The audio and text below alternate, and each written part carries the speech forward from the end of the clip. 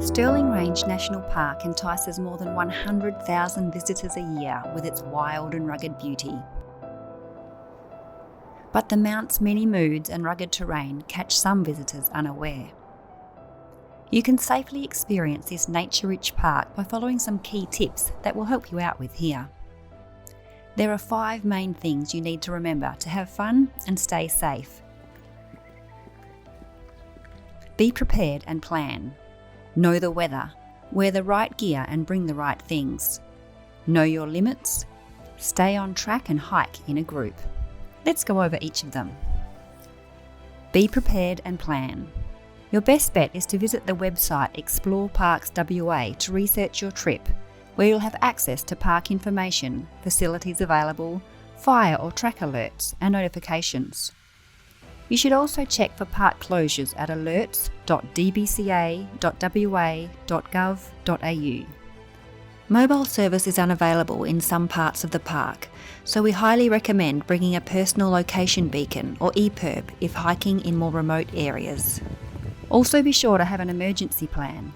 That means telling someone where you're going and when you'll be back, and knowing to call 000 or activate your EPIRB or PLB in an emergency situation. Also be prepared to stay where you are, set up, and stay warm and dry or cool and hydrated. And always check trail classifications. Know the weather. Autumn and spring are the best times to hike in Stirling Range National Park, but even then it's important to check the weather with the Bureau of Meteorology just before you leave.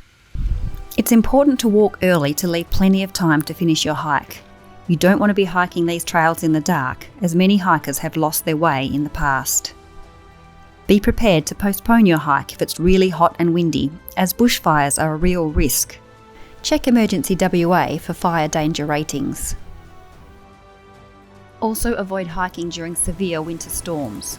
It's not only miserable, but dangerous. And remember, conditions at the summit can vary vastly from the lower slopes, with rain, hail, and even snow.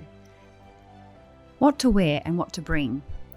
The ever-changing moods of the mountains can mean the weather changes from warm and sunny to rain and whiteout conditions in an instant. Be sure to layer your clothes for heat, cold, and wet weather. Take 1 litre per person per hour of walking and snacks for energy. A hat, sunscreen, sturdy footwear, and scratch and windproof clothes will help. And, if it's hot, hike early to beat the heat and wear loose clothing.